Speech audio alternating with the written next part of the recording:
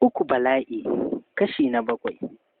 To alhamdulillah wanda ya samu rubutowa daga Kamal Mina. Ka canza gaba ɗaya kamar ba kai ba, ga wani kiba da kai ga tumbin da ka aje. Ya faɗi haka yana mai kyalkyala dariya. Ni da kai wa ya fi zama ƙato, ka dube ka fa Dr. Agil. Shekara 5 fa ba shekara 2 ba ne fa wallahi. Dr. Agil ya faɗi haka yana mai hararansa cikin sigar wasa kafin ɗakin ya yi shiru na ɗan wani lokaci. Gaskiya kam na yadda, tun da gashi nan ka kasa gane ni, da alamu nan da shekara 10 idan baka gane ba ko na ce ni ne Dr. Karami ba za ka yarda ba. No, ba haka ba ne wallahi. Yanzu dai kawai ya kake, ya aiki, ya bayan rabuwa. Alhamdulillah mun gode wa Allah. Ka san yanzu ina can Delhi, a can nake aiki da wata private hospital. Ba shakka ka ji manyan mu ga munan kun bar mu a nan muna ta fama da asibitocin kasar mu nan da yanayinsu. Sai a hankali kawai. Kai dai kawai a yi sha'ani kawai Dr. Karami. Sosai kuwa.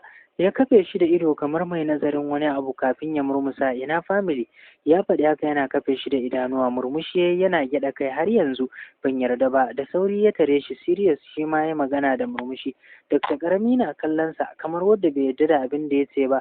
Ko da yake ba zai mamaki ba idan ya yi la'akari da kansa wadda shi ma ko ɗan tsako bai ajiye ba. Anya ko Dr. Agil kana nufin har zuwa wannan lokaci baka yi aure ba kai ma? Sosai Dr. Agil yake kallonsa yana nazarin maganarsa. Ya yadda kenan, ya danganta kansa da maganarsa. Kana nufin kai ma baka yi ba kenan. Gyaɗa kai yayi da murmushin yaƙe kawai. Kofar da aka buɗe ne ya sa su saurin duban kofar. Mariya ce ta shigo a hargitse, bata lura da koma waye a ofishin ba. Idanunta baki ɗaya sun rikice, bakinta babu abin da yake ambata sai sunan Dr. Agil. Dukkansu idanu suka zuba mata suna kallonta cikin wani irin yanayi na tashin hankali da take ciki. Idanuwanta da gangar jikinta sosai suke kallon yanda jikinta suke karɓan yanda jikinta ke karkarwa kamar wacce aka tsamo ta daga kogi. Dr. Akil ya miƙe da sauri domin ya san komai kan Mariya. Ya miƙe ya riko hannun Mariya, hannunsa yana ta faman kiranta amma ina, tashin hankalin da take ciki duk ya tafi da 'yan guntuwar nutsuwarta. Ya Allah, Mariya me kuma ya faru? A lokacin ta lura da Dr. Akil da yake rike da ita sosai. Kallonsa kawai take, idanuwanta sai faman zub da kwalla suke, bakinta na ta rawa tana faman aziyan zuciya. Ummata dan Allah, ta rushe da kuka. Hakan ne ya ƙara rikita Dr. Akil. Da sauri ya fara ƙoƙarin jan hannunta. Dr. Akil, what is wrong with her? Dr. Karami ne ya magana haɗi da miƙewa tsaye ya fara takowa ya iso gabansu yana kallon Mariya tun daga yatsun kafarta har zuwa cikin ƙwayar idonta. Da sauri ya kau da kansa yana mai duban Dr. Akil. Tell me now please, what is wrong with her? Ajiyan numfashi Dr. Akil ya kafin ya dubi Mariya. Ya tausaya mata. Tausayinta na ƙara samun mazauni a zuciyarsa. Dr. Karami, wallahi mahaifiyarta ne cikin matsala. Da sauri Dr. Karami ya dubi Mariya wacce a lokacin ta tsagaita da firgicin da take ciki na tashin hankali. Ajiyar numfashi take kamar wacce ta yi gudun fanfalaki. Sosai yake kallonta. Abubuwa ne wadda bai san daga inda suke ba a rayuwarsa ba, sai bai san inda suka dosa ba suke ta sukuwa a zuciyarsa. Yana jin tausayinta a zuciyarsa tun kafin ya san abin da ke ɗawainiya da duniyar rayuwarta da ita da mahaifiyarta. Yarinya sai karama wata ba za ta haura shekara 15 ba. Yanayinta ya nuna tana cikin matsalar rayuwa ba kaɗan ba. Daga yanayinta za ka gane haka. Me ke damun mahaifiyar tata? Dr. Karami ya yi magana yana sauke idanunsa kan Dr. Agil. Cutar girgiza take fama da shi. Wallahi haihuwa ce ta yi, tun bayan haihuwar lafiya yake hakan ya afku. Gyaɗa kai yayi yana duban yanayin fuskarsa yana sauyawa, da tausayi da jin kai duk suka bayyana sosai. To yanzu tana ina yanzu haka? Tana asibitin nan a kwance. Sati 3 kenan da faruwar abin, amma lamarin sai a hankali. Na yi iya bakin ƙoƙarina, abin ya ci tura domin abin ƙara hauhawa yake. Ya Allah, Dr. Karami ne ya faɗi haka yana mai dafe kansa sosai. Wani irin yanayi ya ji game da Dr. Akil ya ce da shi sosai yana son ganin matan nan. Ya ji a ransa zai iya taimaka mata domin kuwa yana cikin fannonin da yake aiki a kai wannan ɓangaren. Mu je na ganta. Abin da ya ce kenan ya fara taku yana ƙoƙarin ficewa daga ofishin kamar ya san inda ɗakin mara lafiyan yake. Da sauri Dr. Akil ya ja hannun Mariya suka bi bayan shi, sannu a hankali suka isa ɗakin da Habiba take kwance. Suka shiga suka tarar da ita sai fige-fige take, da alamun dai abin ya yi nisa. duk ta hargitsa kanta. Har zuwa wannan lokaci ta yi lakwas, ta haɗa jikinta waje guda, ta saka leɓɓanta a cikin baki sai faman cizawa take. Da sauri Dr. Karami ya isa gare ta, hannunta ya kamo game da saurin figewa. Ta fige da sauri ba tare da ta kalle shi ba, ya sake kai hannu ya kamo hannunta. Nan ma ta fara ƙoƙarin fisgewa, amma rikon da ya mata a wannan karon ba na wasa ba ne, bai ba ta damar ƙwace kanta ba, illa ɗago idanunta da ta yi ta watsa masa wasu mugun kallo wadda ya shiga karantar komai nata tsawon daƙiƙu kafin ya sake duban Dr. Akil da Mariya wadda suke tsaye suna kallon duk abin da ke faruwa. Yanayin da ya nuna a fuskansa ne abin ya yi ƙarfi sosai a gare ta, wadda hakan ya kusa zame mata tamkar hauka na gaskiya. Idan ya ci gaba zai zame mata hauka. Ya kamata a ce ta samu kulawa sosai da sosai a wannan matakin. Dr. Karami ne ya magana. Dr. Akil ya ja numfashi. Kaga dai yanayin asibitinmu Dr. Karami. Ba komai ake samu a cikin asibitin nan ba. Wai dan ma ina cikin aikin ne kawai ka gan shi haka. Na yi iya bakin ƙoƙari na a kanta, amma abin yana so ya faskara. Ya gyaɗa kai cike da yanayi na gamsuwa da abokin nan nasa. Ya san Dr. Akil gwani ne kuma jarumi, baya gazawa ta wannan fanni na aikinsa domin ya san ƙwarewarsa kan aikinsa. To sai dai matsalar da ya lura da ita shine ba komai ba ne, matsalar ita ce rashin kulawa daga gwamnati da kuma rashin wadatattun kayan aikin da babu. Dole duk likita duk ƙwarewarsa sai ya fuskanci ƙalubale sosai fannin aikinsa in babu kayan aiki da magunguna. Idan asibitin da yake babu kayan numfashi, haka ya numfasa sannan ya ce, daɗin ƙasashen waje kenan. Komai kankantar asibiti ba za ka rasa su da kayan aiki masu kyau ba, amma banda ƙasar mu ta Najeriya komai nasu sai ka ga ragwanci a cikinta. Amma a zahiri cewa ya shi kenan Dr. Akil, ina son wannan lamarin ya dawo hannuna. Na maka alƙawari nan da kwana 60 da yardan Allah zan yi iyakar bakin ƙoƙarina domin ganin komai ya zama normal. Dr. Akil ya yi shiru yana kallon sa. Ya san alheri irin na amininsa Dr. Karami tun suna tare a can ƙasan Amerika. Ya san shi farin sani, mai taimako da jin kai ne. Ba wannan ba ne karo na farko da ya taimaka wa mutane a ta ɓangaren aikinsa. Ya ji daɗin abin da ya yi masa, fuskarsa da murmushi ya dube shi. Anya za ka iya hakan kuwa? Daga zuwanka kawai za ka ɗauko ma kanka aiki ko hutawa ba ka yi ba? Please leave it. I will do it. I will do my best to help her. Please Dr. Akil, stop saying that. Ka bar ni don Allah ne ma na yi. Ni ne na ce maka na ji na gani na amince. To sai dai ban sani ba, idan ladan ne baka so na samu nawa ka san nema. Ya yi magana da murmushi cike da alamun jin daɗi na maganarsa. Murmushi shi ɗin ma ya gami da gyaɗa kai. But at now zan je gida na huta, kafin zuwa gobe zan zo don gudanar da aiki. Babu komai Dr. Karami, ko sati kace za ka yi ba zan hana ka ba. Zan baka wannan damar. Dukansu suka yi dariya gami da musabaha. Mariya tun daga lokacin da su iso cikin asibitin ɗin tana gefe ta yi shiru, sai dai kuru da ta yi musu da ido tana jin maganganunsu. Wani lokacin ba ta ma jin turancin da suke jefawa a cikin zancen. Tana mamaki musamman maganin Dr. Karami da yadda lokaci guda ba tare da sanayya tsakani ba ya ba da lokacinsa har ma yana ikirarin taimakawa mahaifiyarta. Tabbas na Allah ba su karewa a duniya. Nan ba ta taɓa zaton za ta samu mutane masu imani irin haka ba, wadda za su ji kansu ba tare da sun san suwaye su ba. Tabbas ta ƙara gaskata maganar mahaifinta akan ɗan adam ba duka ba ne halinsu ya zo ɗaya. Siffa ce kawai ta kasance iri ɗaya ta ɗan lokacin da wani za ka gan shi mugu ne, wani kuma gashi nan mumini ne. Wani guntun murmushi ne ya suɓuce mata, ba mai da hawayen da suke ƙoƙarin zubowa take yi ba. Da hannu take sawa take ɗauke su a daidai lokacin da Dr. Karami ya sauke ganinsa a kanta. Ya ƙure ta da idanu yana kallon ta kamar wadda ya ga wata sabuwar halitta. Mariya ta kaɗu da kallon da ta ga yana mata. Ta yi saurin ƙasa da kanta, gabanta na bugun uku. Ba kaɗan ba ta tsorata da kallon da yake mata. Ta fara nazarin dalilin kallon shi a kanta, akan me yake kallon ta haka. Ya santa ne? A ina? Da sauri ta girgiza kai. Bata yi tsammanin ya taɓa ganin mai kalar hauka irin ta firgitacciya irin tata ba sosai. Ta saƙa hakan a ranta. Daga ganinsa ɗan ƙasar waje ne ba ɗan Najeriya ba, domin yanayin da ta gan shi fes-fes kuma muryarsa ba ta fita sosai kamar na Dr. Akil. Hakan ne ya ƙara tabbatar mata da ƙila ba Bahaushe ba ne. Excuse me, what is your name? Ya yi magana da murmushi a fuskanta, gabanta ne ta ji ya faɗi domin ta tabbata da ita yake magana. Abinda ta fahimta a maganarsa wato tambayar da ya mata sunanta. Wannan kalmar tambayar kuwa ta jima da haddace ta a kwakwalwarta domin tun tana firamare ta san da abin da furucin yake nufi. A hankali ta ɗago ta kalle shi, sannan ta kalli Dr. Agil wadda ita yake kallo da alamun jiran abin da za ta ce yake yi domin irin ƙure ta da ido da ya yi, amma da murmushi a fuskarsa. A hankali ta motsa leɓɓanta. Mariya. Dr. Agil ya yi kasake da baki, sai gashi ya zaro ido da mamaki da al'ajabin da ya cika shi, inda ya ji ta ambaci sunanta da alamun ta fahimci abin da Dr. Karami ya tambaye ta.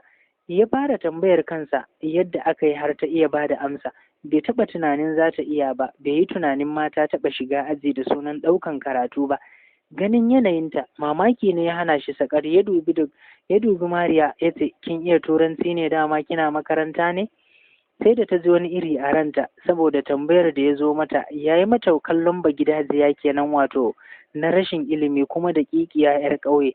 Nan ta ji ranta ya so su, wato shi a tunaninsa saboda rashin babunsu na ya kai hakan, har ma ya kai ta kai ga wannan yanayi. Ta gyaɗa kai kawai game da kau da idanuwanta daga gare shi. Baki ɗaya ta mai da hankalinta wajen ƙaninta da ke kwance yana faman bacci cikin kwanciyar hankali. Yaron da aka yi wa huɗubar suna Ibrahim, wanda suke kira da Mu'azzam, a cikin asibiti saboda tsabar tashin hankalin da suke ciki. Ki yi magana mana. Dr. Karami ne ya faɗi haka, ganin ba ta da niyyar cewa komai. Kallonsa ta yi hankali, ganin murmushin da ke fuskansa ne wadda ta lura kamar hakan a jininsa yake. Yana da yawan fara'a wadda hakan ke ƙara masa kyau matuƙa gaya. Ina makaranta, aji na 2 a sakandare. A hakan ɗin, Dr. Akil ya yi hanzarin katse ta da faɗin a haka, ya nuna ta da hannu cikin alamun mamaki a ransa. Masha Allah, abinda Dr. Karami ya ce kenan. Ya katse wa Dr. Akil hanzarinsa ta hanyar cewa su tafi. Sai da suka sake duba Habiba, wacce a wannan lokaci ta daina komai da take yi, har cizon leɓɓan nata. Da tausayi kawai suka yi wa Mariya sallama suka bar ɗakin. Ajiyar numfashi Mariya ta yi gami da zamewa ta zauna kusa da ƙaramin ƙaninta kamar wata kayan wanki. Tunani kawai ta fara. Ta zabga tagumi hannu bibbiyu tana faman kallon mahaifiyarta da ƙaninta Mu'azzam, wadda a shashi na zuciyarta kuwa Dr. Karami da Dr. Akil ne take jin babu daɗi akan yanayin da Dr. Akil ya nuna a kanta, yadda ya nuna yana mamaki da ta ce masa tana makaranta. Me yake nufi da yanayin da ya nuna kenan? Yana nufin 'ya'yan talakawa marasa galihu ba su makaranta ko me? Yana zaton rashin 'yancin 'ya'yan talakawa ya kai har su kasa makaranta, su zauna cikin aji, sun zaɓi su zauna cikin duhun jahilci? To tabbas ya yi kuskure in har hakan tunaninsa ya bashi. Bai musu fatan son su yi karatu ba, sai son masu burin yin karatu a duniyar 'ya'yan talakawa babu kenan.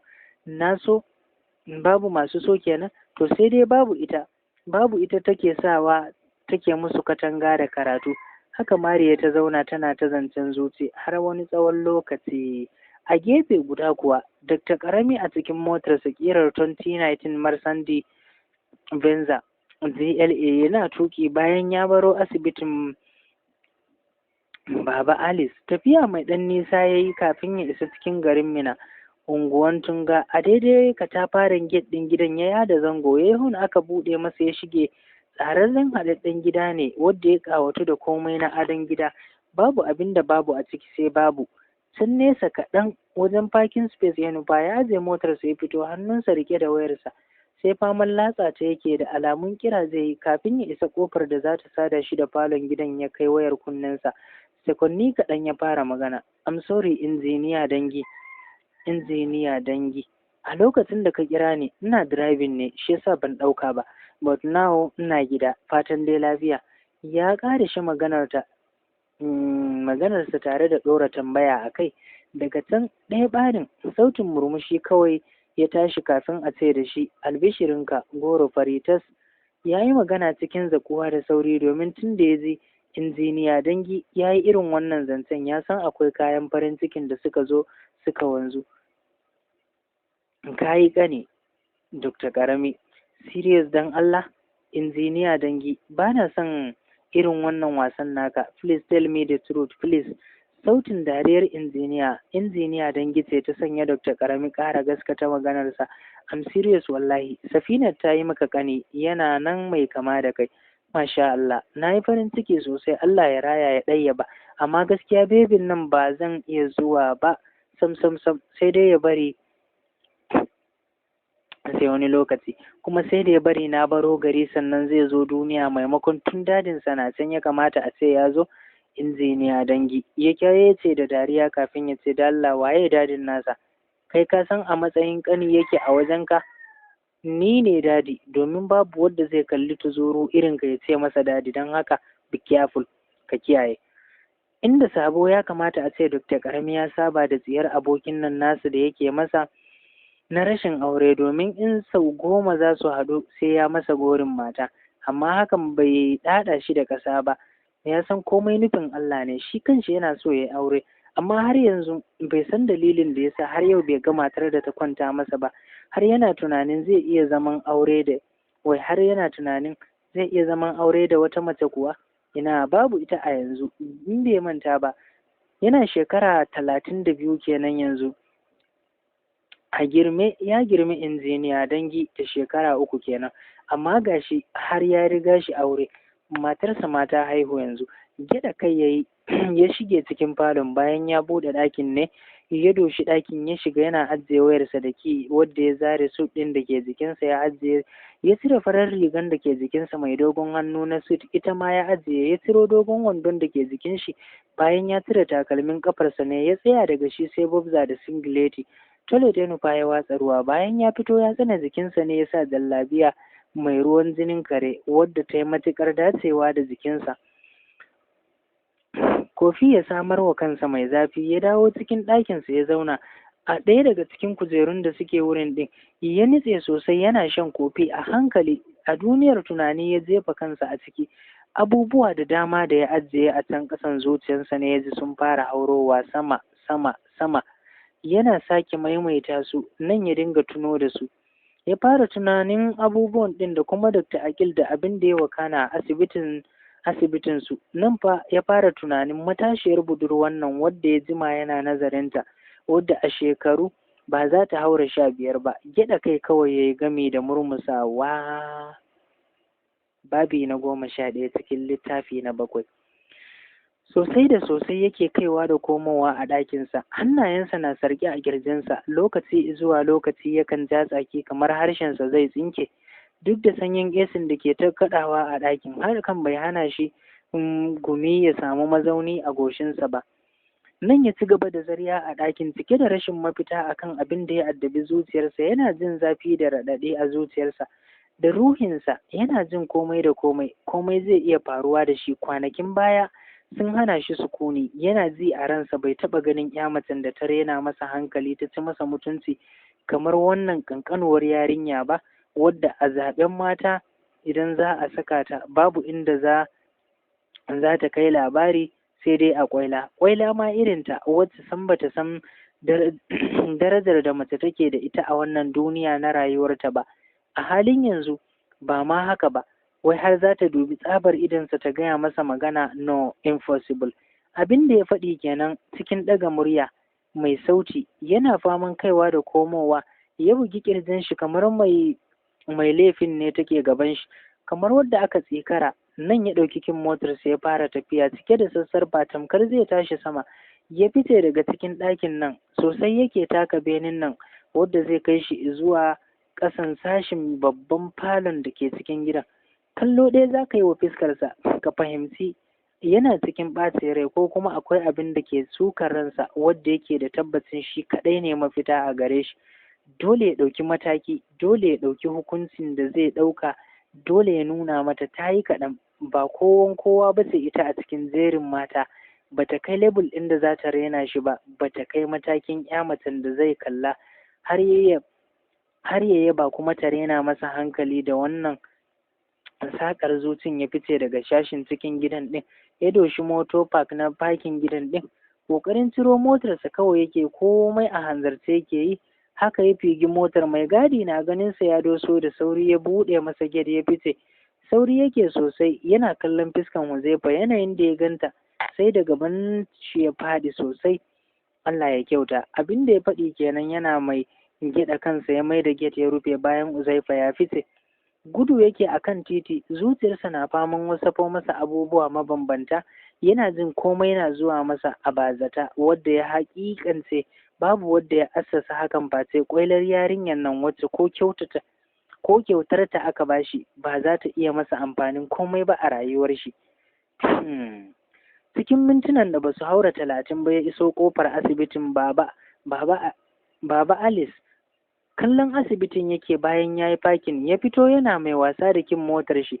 Gaban motansa ya zo ya tsaya, ya yi tsalle ya hau gabanta ya zauna gami da har da hannunsa duka biyu a kirji.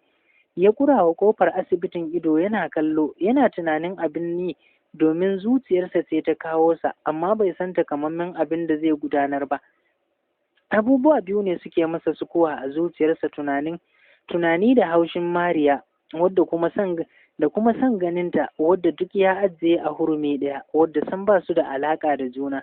Numfasawa ya yi gami da zaro wayarsa daga aljihu ya fara dannawa kamar mai ƙoƙarin kira, kamar wadda ya ga takaici kuma ya ja tsaki gami da mai da wayar aljihunsa, sai murmushi yake ta jerawa a sake tamkar sakaran da ya ga wawan zama. To shi kenan. A gefe guda kuwa na rasa me zan yi, komai ya kwance mini. Abinda ta faɗi kenan, haɗi da turo leɓɓanta gaba cikin bakinta tana faman yamutsa fuska kamar wacce aka sanya shan magani. Sosai da sosai yake kallonta da yanayin da take ciki na rashin kwanciyar hankali. Komai da komai ya bayyana a fuskarsa na tsananin damuwa, har izuwa lokacin da kawai ta zurmawa ta yi kamar wacce ta tashi daga gudawa. Na rasa ta ina zan miki bayani ki fahimce ni, na rasa me zan ce miki wadda zai ganar da ke komai da komai. Kin kasa ɗaukar abin da nake faɗa miki. Yaya zan yi da ke ne Mariya? Gyaɗa kai kawai take tana faman ɗauke ƙwallar da suke kawo mata farmaki. Haƙuri Dr. Akil, haƙuri. Ba ni da komai da zai taimaka min domin samun nutsuwata. Ka tuna kwanansa 5 ban gan shi ba. Kwanansa 5 ban san wani hali yake ciki ba. Dole ne na damu sosai da sosai. Zuciyata ta kasa samun nutsuwa da haƙuri. Ta yi magana cikin ƙarfin hali tamkar mai son kuka, nan ta ci gaba da gyaɗa kanta. Ban san abin da ya sa ya ƙi jin magana ta ba, ban san abin da ya sa bai yi amfani da abin da na ce ba, ban san me ya sa ya ƙi ɗaukan komai da komai nawa ba. Dr. Karami ya ce zai yi, amma ya ƙi yarda da hakan. Ya yi magana yana kallon Mariya wacce gaba ɗaya hankalinta na wajen Habiba wacce take sharan baccinta hankali kwance, kamar ba ta da wata matsala a duniyarta. Mai da kai kawai ta yi wajen Mu'azzam wadda shi ma bacci yake. Nan ta ji tausayinsu na ƙara damunta a rai. Ta tausaya wa rayuwarsa, miƙewa ta yi ba tare da ta dubi Dr. Akil ɗin ba ta fara tafiya sannu a hankali. Sai dai rashin kuzari tamkar mai rashin jini a jikinta. Na ce ba? Ya faɗi haka yana kallonta, ta tsaya ba tare da ta juyo ba. Ina kuma zaki? Waje zan fita, ta ba shi amsa tare da ƙara saurin tafiyarta. Ba ta so ne ta sake furta ko da kalma ɗaya a gare shi, so take ta je waje ko za ta samu sa'ida a zuciyarta. Ba wai ta yarda 100% ba ne, a'a, kawai dai zaman ɗakin ne ya fara gundurarta. Dalilin Dr. Agil ba ta son a daidaita wannan lokacin, a daidai wannan lokaci a ce maganar wani na ratsa mata kunnuwa. Tana buƙatar nutsuwa ko ma yaya ne. Ta lura Dr. Akil ba zai bata wannan damar ba samsam. Bata san me yake nufi da ita ba, ta rasa ina za ta saka kanta. Ko ma yaya dai tana son ta samu hutu a rai da ruhinta. Mace kyakkyawa. Sautin muryar da ta ji ne ya sa ta tsayuwa, ya katse mata tunanin da ta afka. Gabanta ne ta ji wani irin bugu, da sauri ta sa hannu ta dafe tana ambatan inna lillahi wa inna ilaihi raji'un. Nan ta ciro idanuwanta waje tana mai sauke su a kansa. Nan fa ta ji komai ya kwance mata a kwakwalwarta. Baki ɗaya idanuwansu suka sarƙafe, lokaci guda suke kallon junansu. An rasa mai ɗauke ido daga kallon ɗan uwansa. Fuskar Huzaifa babu abin da take sai murmushi, saɓanin ta Mariya da take tuzgune waje guda kamar wacce aka aiko wa saƙon mutuwar wani a cikin danginta. A hankali ta fara ƙoƙarin saukowa. Wayyo Allah, ya fara ƙoƙarin saukowa daga motar shi, yana sakin murmushi wadda kana gani ka san akwai alamun tambaya a kansa. ya tinkaro gabanta na ƙara tsananta bugun faduwa, komai zai take yana wargaje mata daga zuciyarta, ya ƙara mata ɗaci sosai. Ba ta son ganinsa, ba ta muradin ganinsa a duniyar rayuwarta. Ita ta tsane shi a zuciyarta, tun daga kalamansa take jin wani irin ɗaci daga ƙasar ruhinta. A dalilinsa wani ɓangare na zuciyarta sam ya ki yadda da Uzaifa, domin kullum cikin tuno mata sunan yake. Ya Allah, abinda ta faɗi kenan, tana mai haɗa labbanta waje guda, tana cusa su cikin bakinta. A hankali take ɗora haƙorinta a kai, tana dannawa ƙasa a ƙasa, tana jin saukar numfashin Uzaifa kusa da ita. Hakan ne ya ƙara tsinkar mata da zuciya. Ji take kamar ta kurruma ihu don haushi. Wai ke me yasa a kullum idan zan ganki sai na ganki tare da kunci ne? Yayi magana yana kallonta, yana kallon yanayin emotion ɗinta wadda ke sauyawa lokaci guda, yana kallon fuskarta yadda ya furzar da iska da wanzar da haushi da kuma ƙi da tsana wadda ya tabbatar a kansa ne. Murmushi ya ganin tana ƙoƙarin barin wajen ne, ya kai hannu ya riko mata hannunta. Ai kuwa zai ta kamar ya ɗora mata garwashin wuta a hannun nan nata. Nan fa jikinta ya ɗauki wani irin shock, sai da komai ya motsa a jikinta. Ta ɗago da kanta, kallon Huzaifa ta yi da rinannun idanuwanta. Ji take kamar ta tsinke shi da mari saboda takaici da bakin ciki. Bakinta ya fara motsi, alamun tana son ta yi magana. Leɓɓanta ko da suke cikin bakinta har wannan lokaci suna ƙoƙarin motsawa ne. Don Allah ka rabu da ni.